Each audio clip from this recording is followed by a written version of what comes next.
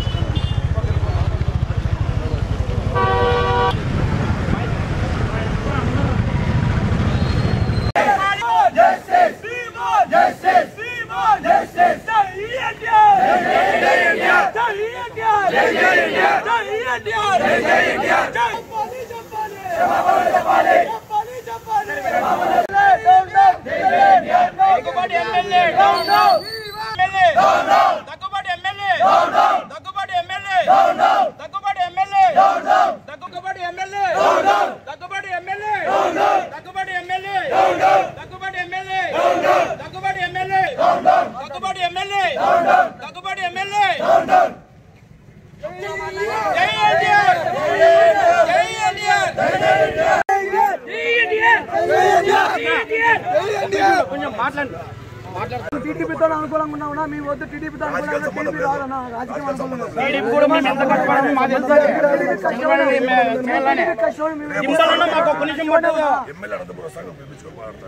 సరే ఎప్పుడన్నా ఎప్పుడు చెప్పాలి? ఈవినింగ్ కదా ఈవినింగ్ రాకపోతే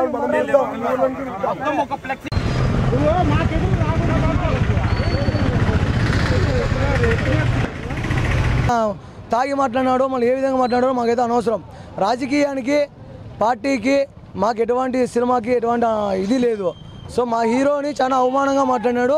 మా హీరోకి క్షమాపణ కోరుతున్నాం, క్షమాపణ చెప్పాలి ఆయన. అంతే మా కండిషన్ ఇంతే, అంతమించి మేమేం చేయలే. ఆయన వచ్చి ఎక్కడో ఉన్నాడంట, బహిరంగంగా క్షమాపణ కోరాలని కోరుకుంటున్నాం. మాకు ఎన్టీఆర్ ఫ్యాన్స్ కన్వీనర్ ఉన్నారు నరేంద్ర చౌదరి గారు, రాయలసీమ అధ్యక్షుడు తిరుపాల గారు ఉన్నారు, టౌన్ ఎన్టీఆర్ ఫ్యాన్స్ ఉన్నారు. అందరినీ పిలిపించి క్షమాపణ చెప్పాలని కోరుచున్నాం. ఆయనకి ఎన్టీఆర్ సినీ ప్రస్థానం స్టార్ట్ చేసి అప్పటికి ఈయన ఇంకా స్టార్ట్ కూడా చేసిండాడు. పొలిటికల్ గా ఓనమాలు కూడా అప్పటికి ఇంకా స్టార్ట్ చేసిండాడు. ఆయన అనే రేంజ్ అయితే కాదు. మా అన్నయ్యకి ఎన్టీఆర్ అన్నకి క్షమాపణ చెప్పాలా? సో తల్లి లాంటి మా అమ్మని అనడం తప్పు. ఒక ఆడ మనిషిని కూడా కీలకంగా ఏదో మాట్లాడినాడు, అది అందరికీ తెలుసు.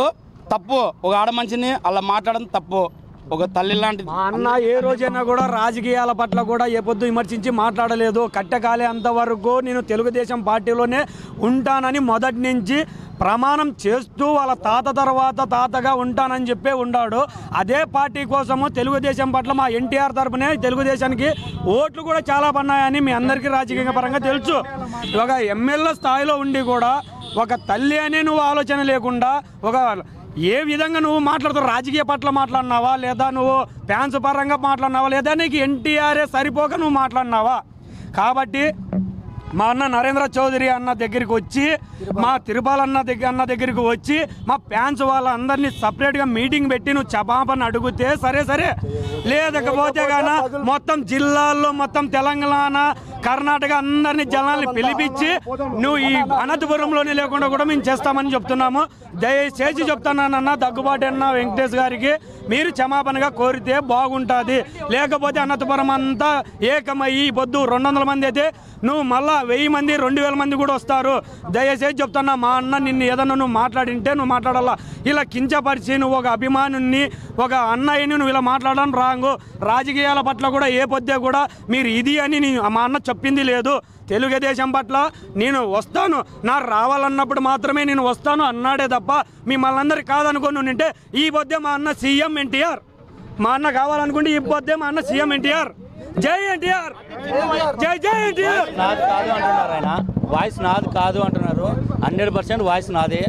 రూమ్లో కూర్చొని సారీ చెప్పడం కాదు, మర్యాదగా వచ్చి బహిరంగంగా మందిలో వచ్చి క్షమాపణ కోరాలని మా డిమాండ్. లేదంటే ఈరోజు వేల సంఖ్యలో ఫ్యాన్స్ రోడ్డుపైకి రావడం జరుగుతుంది. ఇది గుర్తించుకొని క్షమాపణ చెప్పడం మంచిది.